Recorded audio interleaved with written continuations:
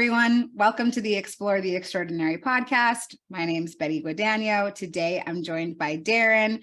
We're going to be talking about all things spiritual. And Darren actually really helped me a lot in being able to bring this conception to reality. I have no idea how to do a podcast, no idea how to work Zoom or any of the platforms that we use to record. So Darren was really instrumental in making this all happen. So I'm eternally grateful and welcome to the show.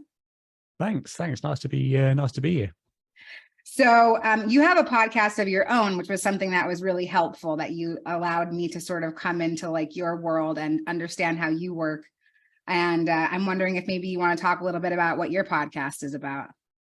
Sure. My podcast is called the Seeking Eye Live Exploration Podcast. It's based on my Seeking Eye project, which was originally supposed to be just a little local kind of get together for people to talk about life after death and nature of consciousness and things like that, but kind of evolved into an online podcast, which began actually with talking to someone who still is a Reiki practitioner, followed by Reverend Peter Panagore, and it kind of just spiraled on from there to have all these different guests to talk about all their experiences and just the philosophies and sciences surrounding consciousness. So I'll speak with some of the world's leading researchers on some of these phenomena and some of the world's leading philosophers and thinkers on them as well, just to try and get a variety of different perspectives, not just proponents of survival ideas or spiritual ideas, but also the other side, the skepticism side of things, which I try to be as open as possible to both, to allow the full range of ideas to be displayed. I also do host every now and then a debate between two opposing views, although that's not as often now, because very few people come forward to actually do it in a very respectful way, because I've got very, very high standards of mutual respect, and it seems that a lot of debaters online just want to create controversy to garner views for their own platform. So not many people actually come forward to have a proper civilized debate, but there are a few good ones on there. That's awesome. I love that.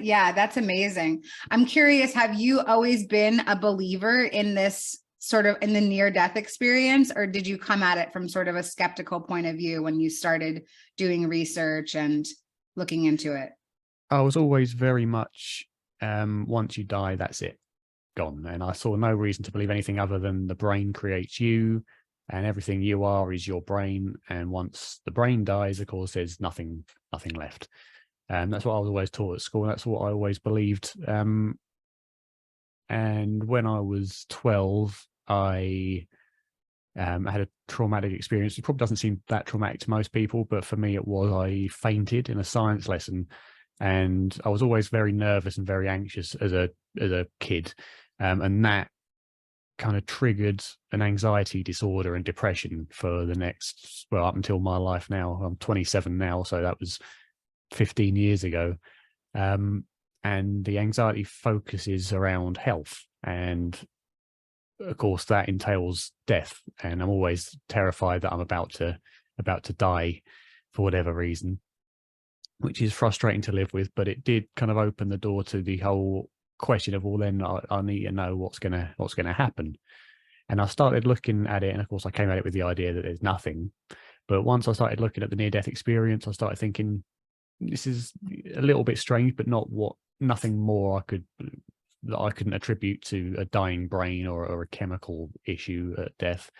And that continued, but I kept looking at it, and then I found things that wouldn't work for that, such as when people see things that they shouldn't be able to see, and report things accurately, and see things in various different physical locations far away from where their body was at the time. And then from there, it kind of divulged from near-death experiences then to look at mediumship, which I thought was nothing more than just frauds, and it is to a great degree. But when you find the genuine phenomenon that just, again, you shouldn't be able to know things that the mediums tell you, especially when information that only you are aware of and never shared. And there's plenty of examples like that anecdotally, but also through experimentation, like through the Wimbridge Institute and things like that. And then, that kind of my interest. I went to a couple of mediums. One of them was terrible, obvious cold reader. One of them was interesting enough to get me a little bit more interested. And from there, it branched off into various different other phenomena, such as remote viewing, out of body exploration, all that sort of thing, various psychic phenomena. And it just kind of comes together into a picture that says that, not necessarily, I don't class it as paranormal, but I would say it suggests that there is a nature of humanity and a form of science that is as of yet undetermined, undiscovered by our current ability to measure. I love this. I love looking at this from like the analytical, logical mind. For me, it was a lot of the same, like I was a very militant atheist, like I had long philosophical rants about how there was nothing more. And then I had my experience and I was like, oh man, I can't believe that I'm wrong. This is crazy. But I love that you've taken an interest, maybe rooted by something that was harmful, like the anxiety and all of this stuff regarding health. And it's sort of become a passion of yours, it sounds like. Yeah, well, I mean, it was a matter of survival for me, which often makes me wonder, well, I'm clearly coming at this at a biased perspective, because I don't want there to be nothing after death. But I think that I've got enough sense around me to be able to see those biases and weed them out. Because certainly for, when you're living with an anxiety disorder, and anxiety disorders are a lot more than people think. Because when you think of anxiety, you think of being scared of everything. And it's much more a physical reaction, because during anxiety, for no reason, your body will flood you with all these stress chemicals and adrenaline. And it makes you feel like you're physically about to die. Your heart rate goes up. You feel like you're in a dream world. You feel like you're about to lapse into a coma. You're as crude as it sounds, your bowels absolutely go up the wall. And you really do feel like you're about to die. And for me, that fear, the only way to survive through that was to try and understand what would happen if that inevitable case does arise, so that maybe I wouldn't have to worry so much about it. I still do fear the idea of death, because it is still unknown. But I certainly now, as a result of the research I did and continuing to do, I now am pretty much convinced that there is at least a lot more to the nature of consciousness than the brain produces it, and once it dies, that's it. Okay. Yeah, I love that. So I'm glad that we're talking about this, because this is like real human stuff, like even though people are interested in the phenomena of near-death experiences, spiritual experiences, like we're humans too, and I think that it's really important for that temperance to have that balance. I'm wondering, have you discovered any sort of spiritual tools, or, just even like regular tools that you use in your life to sort of deal with your anxiety that maybe you might want to share for somebody who's going through the same thing? Well, I did meditation for a while, just the general kind of watching your breathing. And I followed various guided meditations online. I found some from the Indian gurus to try and follow, all of who charged you a lot of money, unfortunately. But generally, they seem to help every now and then when you are feeling particularly anxious, and you just kind of follow your breath and all that. And that, I wouldn't say it was the tools themselves that have kept me going. It was more that those tools kind of showed you how your mind can be affected by something as simple as breathing, and then finding certain tools that work for you. I mean, I had various cognitive behavioral therapies from different practitioners, all of whom were kind of early 20s, just out of university, knew what they knew from books, but not from experience. and didn't have that kind of background to understand exactly how someone with anxiety and depression actually feels, because they hadn't had the time, which is understandable. And they would give me the standard kind of CBT theory, all of which I knew because I'd researched it all as soon as I started feeling it, because I like to understand things. So I started researching all about anxiety and depression and the mind and cognitive behavioral stuff. So they were telling me things I already knew. And in the end, the only way I could do, I mean, I was pulled out of school in my last year of what we call secondary school. You'd call it high school, which is the exam years. I was pulled out because I was becoming suicidal, with just like feeling like I was going to die every day. It wasn't a good place to live. And I was pulled out of school for that. Ended up having to be home tutored, which took up all of our money. So we were in a pretty dire situation. But I managed to get through it and not take my own life, because of the research I'd done made me think, maybe there must be a point to all this. But also just over the time, going through all the therapies that didn't work, looking at some of these meditations, and I suppose because I was so afraid of death was the only reason I didn't take my own life. I would have done, I think, if I wasn't so afraid of that feeling of because at this time I believed there was nothing, and that fear of not existing kind of kept me. It wasn't necessarily very nice, because I felt trapped. I was very trapped. Because what do? Do I take my own life that I know I can't do? Or do I continue living, feeling deathly ill every day for potentially the rest of my life? It was extremely not a nice place to be. But I had to keep going because I knew I wasn't going to take my own life. So I had no other choice. And once you reach that level of hopelessness, everything that people worry about, that you realize just isn't important.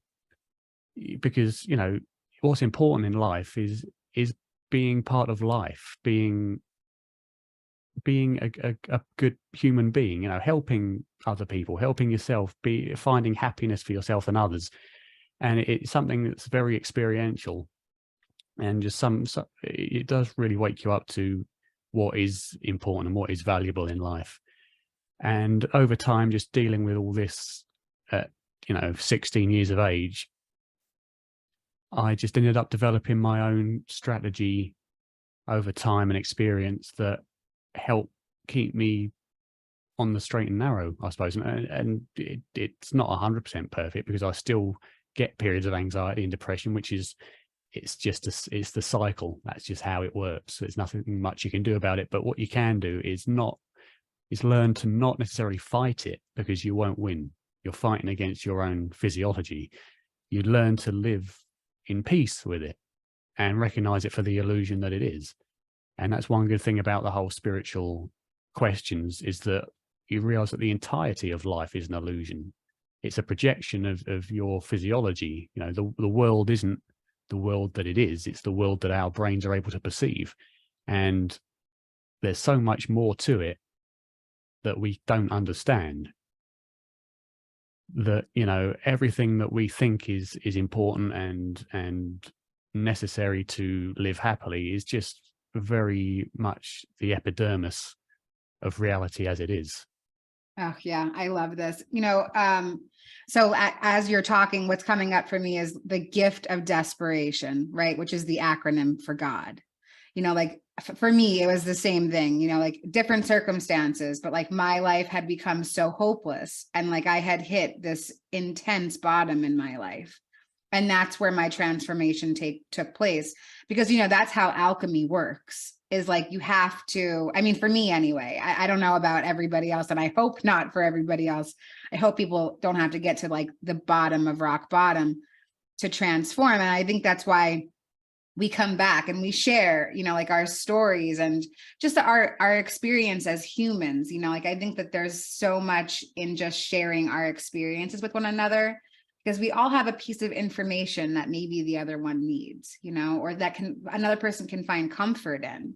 So I am so grateful that you're sharing so open and vulnerably, because like for me, that's a superpower for me, like to be able to stand in my authenticity, like this is where I was, this is where I am now. I'm not perfect by any means, you know, but I'm definitely better than I was. And this is what I did to get there. And I love that I love this conversation so much. And, you know, like something else that I know about you is that you have some passions. You're very creative. I'm wondering how that comes into play in your life, as far as, like, for me, I know that when I am in my creativity, I am kind of distracted from, you know, like my human stuff that's going on, like all of these shadows that want to come out and play. Like when I'm in my creativity, I can really thrive. So I'm wondering if maybe you'll talk a little bit about your creative endeavors. Well, I seem to be quite a rare person in the sense that I seem to be pretty balanced with left and right brain. I'm very, very analytical, and you know, and to exacerbate that even further, I'm learning how to code at the moment. You know, computer, well, it's smart contract coding for anyone that knows cryptocurrency, and for that you need a very analytical mind to understand how it all works. And of course, with seeking eye and looking into the philosophies and science of consciousness, you need to be analytically minded. But I do also have that creativity side of me, which might run in my family to some degree, but not extremely. So you wonder, is there something kind of that's beyond me that's kind of pushing me in this direction for whatever reason? I don't know, but I seem to be quite good at it. I can play music. I've got you can just see in the corner there, my piano. I've got a few guitars and a banjo, which I never actually touch, but I can kind of play all of those. Not professionally. I never kind of went to lessons. I used to go to lessons to learn the piano, and it just got so boring that I just decided I'll do it on my own. And I'm a lot better now than I ever would have been taking lessons, but just for fun.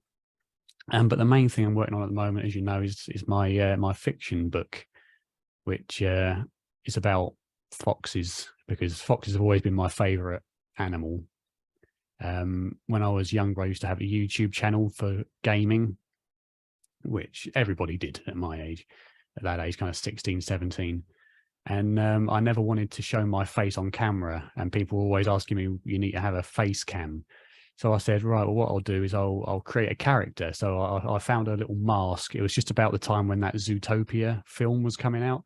And of course, the fox in that was all over the internet. So as soon as I looked up, I knew I was going to make a fox, because I've always liked foxes. So I looked up fox masks on Amazon. And of course, that one was the one that came up.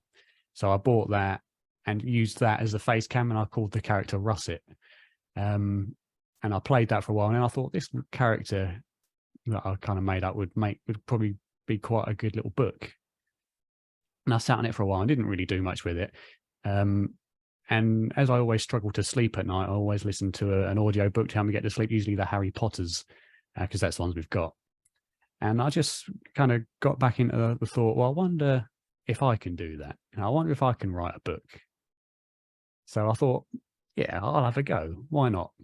So I've started writing this fiction book now. It's 40,000 words. Yeah, the average kind of debut novel is around 60,000 to maybe 100,000 words. I'm at 40,000 words, and I'm about a quarter of the way through the story. So it's going to be quite a big one. But I've sent it to a couple of friends and a couple of people that I don't really know very well, but who I know read. And the reviews have all come back pretty much astounded that it's my first book, and they said it's going to do really, really, really well. So I'm confident that it will. I'm just going to keep going with that. That's kind of my main creative thing at the moment. Not really inspired by any kind of spiritual stuff. I mean, there will be spiritual aspects to the book, of course, because whenever you write anything creative, you generally tend to implement parts of your own life in it. Plus, I think, it'll just make a nice little interesting story to add that sort of thing in. So that's where I am at the moment, creativity wise. I love that. Yeah. Well, I think that being creative is spiritual, there is this creative action of the spirit, for me anyway, I feel like I'm channeling something when I'm able to be in my creativity. I don't really know what it is. I can't define it, but it feels like something's taking over, So yeah. And I've read some of your book, and it is like so rich with imagery, and I love that in a book. And yeah, definitely for like a first novel, it's astounding because it's so detailed. I appreciate it. Yeah, I love that so much. So did you manage to get to the end of chapter 4? Because that's when it really does take hold of you. Oh, really? I haven't gotten there yet. I will keep that in mind. That's wonderful. Yeah. So we talked a little bit about how you have done all of this research and, around near-death experiences, spiritual experiences. I'm wondering, have you gone deep into any sort of like paranormal experiences, like going deeper into spirituality, like maybe like UFOs, or you talked about remote viewing? UFOs, I haven't looked at the research, but I do kind of take an approach to that kind of works for my common sense as for everything else. And common sense is a difficult one to talk about because common sense relies on the context you have regarding what you're talking about. If you don't do much research into genuine paranormal phenomenon or, consciousness phenomenon, of course, your common sense is going to be very different. Most people's common sense would dictate, as it did for us for a while, that once you're dead, you're dead. But once you have the context surrounding the research done and the phenomena that exists, then it becomes something very different. But from my perspective on UFOs, to take that as an example, there's pretty much no doubt in my mind that life exists beyond humanity and beyond the Earth. Just the scale of the universe is so vast that it would be virtually statistically impossible that there isn't life somewhere else. However, the distances that one would need to travel and the technology that one would need to develop to traverse the speed of light in order to get from millions of light years away to the Earth would be, as far as physics as we know it, impossible. So I think that, yes, I think that UFOs may be extraterrestrial, to use that word. The vast majority of them are not, of course, but the odd few of them likely are. And I think that some extraterrestrial visitations are possibly accurate. However, I don't think they are extraterrestrial in the sense of coming from other solar systems in other galaxies in space. I think they're interdimensional, because to me it seems far more feasible that if these extraterrestrials are indeed extraterrestrials, that they could utilize some kind of technology to phase between realities in the same physical space. Because, I mean, from our context of spirituality, there does seem to be these other wavelengths that are invisible to our physical life as it is, but that seem to exist and coexist on a different layer of reality to us. And as I say, physics as we currently know it, travel from such distances within this one dimension seems impossible. And yet, traveling between environments would seem a lot more feasible, mainly because we don't understand the nature of those environments. But also that you're occupying the same space. So it's literally just a case of changing your radio from frequency 2.5 to frequency 2.7, and that to me seems much more feasible technology for a more advanced civilization to allow. And I often wonder if these alien visitations aren't spiritual beings from these other dimensions, whether they be humans who have passed on, or again, at this point it is complete speculation because we don't understand those environments if they exist. So we can only speculate. You think of folks like David Icke, who talks about reptilians, and at the surface seems crazy, and I don't agree with everything he says, but when he talks about reptilians phasing across dimensions, you start to think, well, that could be feasible because we don't know those environments. We seem to be very confident now that there are these other dimensions from the spiritual perspective that we seem to go to after death. So why not? If people have seen these reptilians or these aliens that seem to appear out of nothing or whatever, then why not? We don't know, but it's certainly something worth considering. Yeah, I definitely agree with that. With the conclusion sort of coming to that it's more than likely interdimensional, more than it could be anything else, and yeah, reality is so big. Once you start looking into this stuff, it's like, it's so expansive, and it can be, there's so many rabbit holes to go down. So like for me, I find that when I start to go down these holes that are like a little bit darker, I try to pull myself out of it because, my thoughts are creating my reality. So if I find one video about that there's like evil powers like ruling the universe, then my thoughts will start to create more of that. And I'll find more and more and more things to confirm that reality. So I try to keep myself as spirit centered as I can, you know, and I love diving into the thought of like, you know, interdimensions, and how I also love the idea of infinity and parallel timelines and alternate realities. Like there are an infinite number, like there's an infinite number of me doing all of the things like that I fractured off in different parts in my story. So going on that theme, and because you've done so much research like around spirituality and you've talked to so many experiencers, do you have any thoughts around pre-birth planning?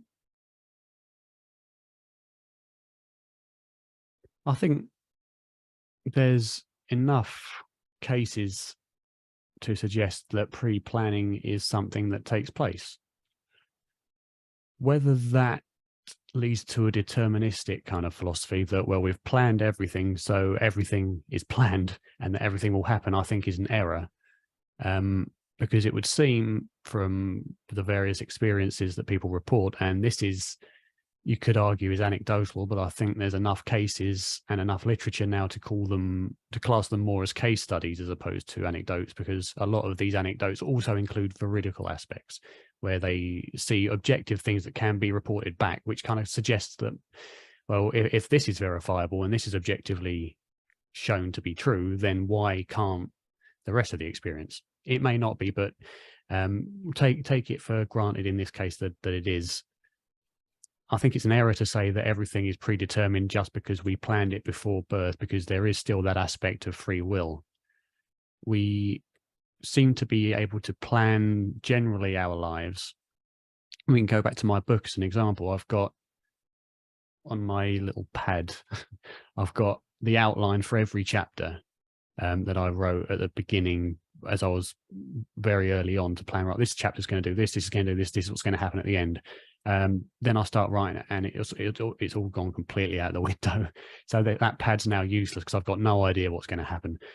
And although it does follow the same kind of general structure, it's just very different to what I originally planned. And I think it's quite similar to life. We do have challenges that we are inevitably going to face, but how we face them and how we interpret them and what we do with the knowledge we've gained through facing them is not necessarily what we would have envisaged during our early life or our pre-life planning stage. So we may plan the events, but we don't plan our reaction to them or the effects they have and which direction that then takes us. So I think, yeah, pre-birth planning does seem to take place, but it doesn't necessarily mean that our lives are completely determined from start to finish. I love that. Yeah. And I love that you used your book as an example, because that's kind of what it feels like, you know, with the concept of pre-birth planning. From my own experience being shown my pre-birth plan, like the bones of the story are set, but like anything can take place inside of those plot points. So I love that you used your own book as an example for that, because yeah, that's really what it feels like. It feels like chapter outlines.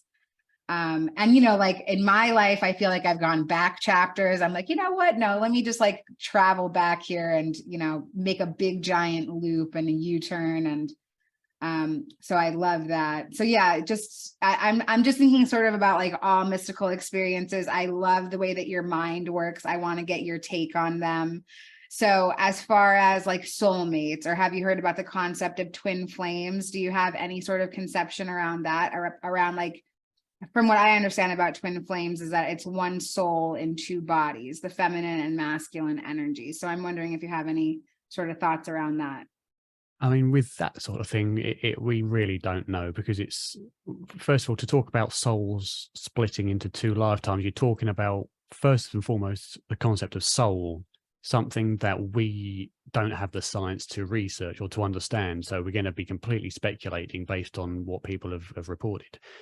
I can very easily envisage a concept of soulmates, of souls who repeatedly incarnate together into lifetimes, whether it be human, whether it be Earth or wherever else.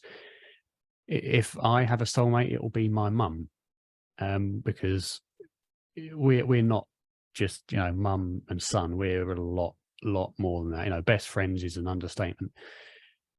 And even, you know, my late dog who passed would be one of my soulmates, and definitely one of my mum's soulmates, because just the connection is far deeper there than any other connection between anybody that we've ever known. I know Michael Newton in his books, Life, Destiny of Souls and Journey of Souls. In fact, Journey of Souls first, then Destiny of Souls, talks a lot about soulmates and soul groups and soul families. So that's one to look at. What he talks about generally is that everybody who incarnates has a soul family, which is a group of souls who incarnate together frequently throughout lives in different roles. So it might be mother and son, it might be father and brother, it might be dog and owner, you know. The only thing I'd say about Michael Newton's books is be very, very careful, because when you get into the realms of hypnotherapy, which it focuses on, you open the door to suggestion from the hypnotherapist and leading questions and things like that. So it's not necessarily the most reliable source of information for these sort of things. But it's certainly interesting, the consistency between all the cases that he mentions. If you want to look at this sort of thing, I'd more recommend Robert Monroe's books, Journeys Out of the Body and etc., because he did these out-of-body explorations naturally and kind of investigated these environments himself, as opposed to doing it through hypnotic suggestion, which could subconsciously inject your own beliefs into the experience, so to speak. Wow, that's really interesting. And another person who writes really amazing literature around pre-birth planning is Robert Schwartz. And in his book, Your Soul's Gift, he has a whole chapter on pets, about like if we choose the pets that we come into form with. So I love that you shared about that. And yeah, you know, some of that literature, you know, like Michael Newton and Robert Schwartz specifically, gives a lot of comfort, you know, to know that like I'm not a victim to my circumstance. Things are planned and there's an outline and I don't really have to worry too much. And that's what I think that they're trying to accomplish with that literature. That's what they accomplished in my life anyway. And so I'm really grateful for that. Have you ever attempted doing hypnotherapy for yourself or any sort of like past life regression? Do you feel like you've been on Earth before? That was a lot of questions all at once. Take your time. I've been to a single hypnotherapy session for anxiety. It's, for anyone that hasn't done hypnotherapy, it's effectively meditation with guided imagery, effectively, which puts you into this relaxed state. And that was the only time I'd done it professionally. I didn't really notice much difference, but I'd only been once. It's generally something you need to repeat and practice to get the benefits of. I did buy Robert Monroe's, talking about Robert Monroe, his it's called HemiSync CDs, which are designed to get you into a state where you can initialize an out-of-body experience yourself and just go and explore these realms or these states of mind, which is a form of hypnotherapy based on what's called hemispherical synchronization technology. And it's basically, if you know what binaural beats are, in one ear it plays a tone, in the other ear it plays another tone of a slightly different hertz value, so slightly higher or lower tone, and your brain effectively synthesizes the difference between the two tones in such a way that it connects, whatever that means, to the right and left hemisphere, so they work in synchronization, which allows you to enter these higher states. But effectively it is a matter of hypnotherapy as well, because you also then have to undergo certain visualization techniques and methods to get yourself into these various different mind states, which should allow for out-of-body experiences. And I've done a few of those, but I just haven't had time to sit down and do the whole thing. And there have been some strange experiences I've had. So for example, I was lying there with my eyes closed, trying to imagine my body coming out and separating from my physical body. And the blackness, I suppose, when you close your eyes, became very light gray for no reason. And that's as far as it got. So I can't really talk about what happens after that, but that's as far as it got from my experience. So that is effectively my experience with hypnotherapy. What was your other question? I was asking about past lives. Do you think that Past you've been lives. on Earth before? I don't know. I think the only pointer that I would have to say that I may have been is my interests. and my general kind of level of maturity compared to other people of my age, because a lot of people have said that I have always been kind of wise beyond me years, as they say. And several people have said you've been here many times before. So that could be the case. I generally attribute my kind of my maturity in my life view down to the depression. As I say, you know, when you get to that stage of the depression, you're forced to grow up to survive. You know, you're forced to realize what's important, what isn't, what's valuable, what isn't, and, you know, what's worth worrying about and what isn't.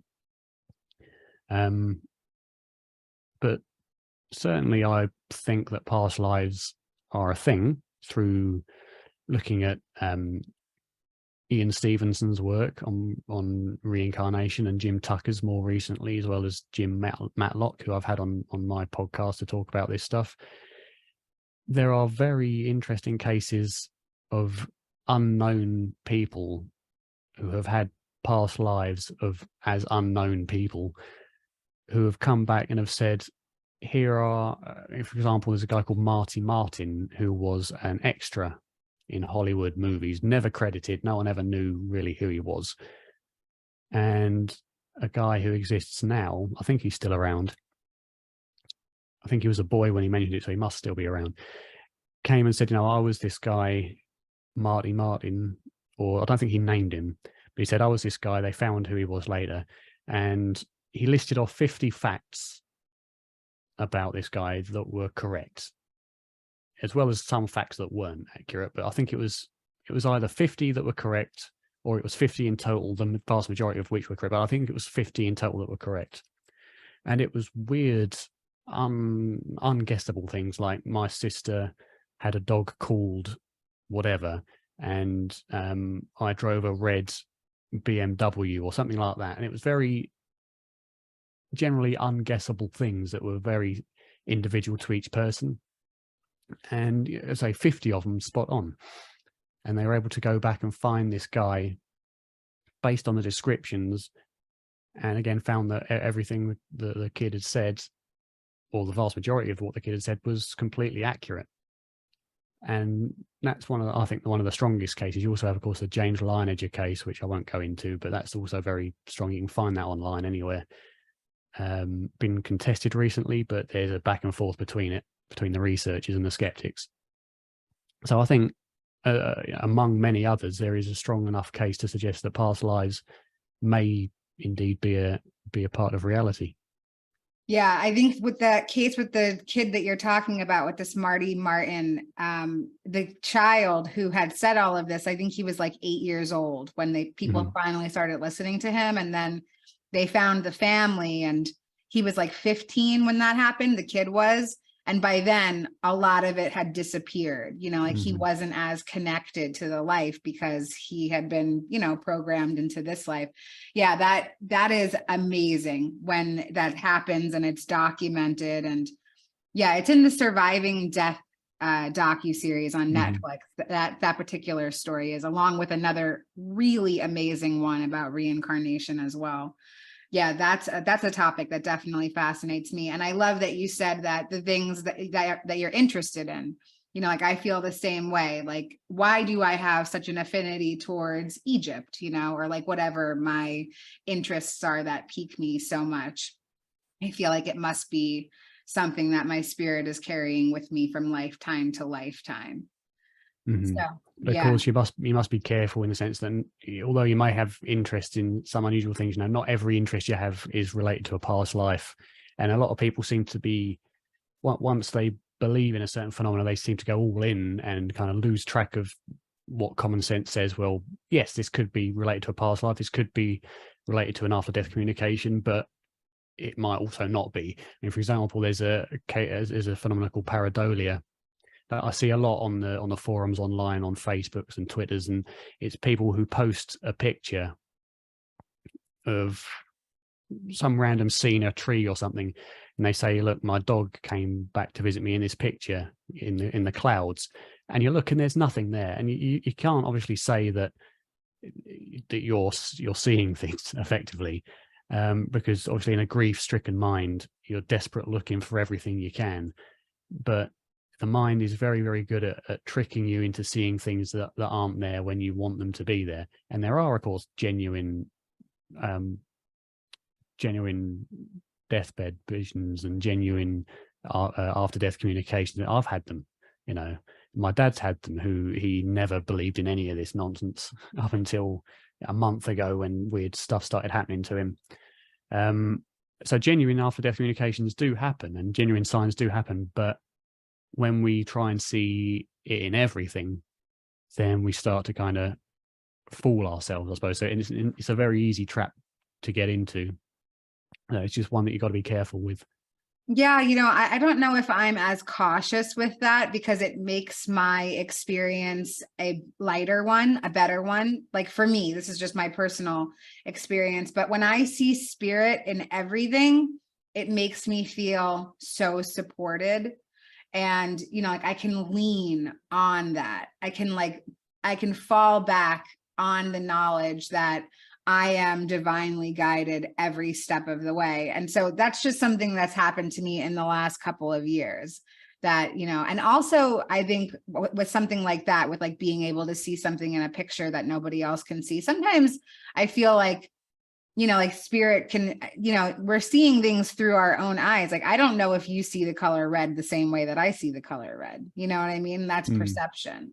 So I think that for me, like spirit can sometimes put like a sheet over my eyes and I can see things a certain way that maybe somebody else doesn't, But for me, it's finding the temperance of like, how do I balance that with actually being on earth and being a human and being part of a society that doesn't see through spirit lens all the time. Yeah. And that makes sense. But for me, that kind of view that every sign that someone gets may indeed be spirit working through them, that wouldn't work for my lifestyle, because for me, that would be, well, then I can use that explanation for everything, and we'd never be able to determine what is an actual experience and what is not, because certainly it's almost certain that a lot of these experiences aren't synchronicities or whatever, and some are just coincidence.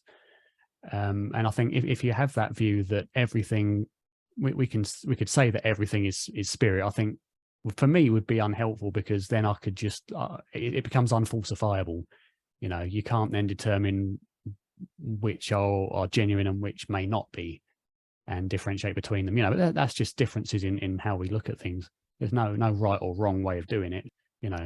I think that's kind of the thing about just being part of the human experience, like being part of what we're doing here, is that everybody sees things through different lenses. You're right. There is no right. There is no wrong. I don't believe that there is. There's just more and more experience. And, like from a spiritual perspective, like the spiritual laws of the universe, like the spirit, there's universal laws that say that we are one, like the law of oneness and, connectedness, interconnectedness. And so somebody has a different opinion than me. It's just another piece of me, and that's what I feel like the universe wants to experience. It wants to experience all these different things, before it comes into whatever happens, whatever happens from here, But yeah, this has been an amazing conversation. I'm so grateful for you. Thank you for helping me put this together. And thank you for coming and being so vulnerable. And we're definitely going to put links to your podcast and how to get a hold of you. And yeah, I'm so grateful that you were willing to come and have a chat with me today. Great. No worries. Yeah, I'm glad the podcast is going well. I hope it keeps going strong for you. Thanks so much. All right. We'll see you next time. Be wavy. Bye-bye.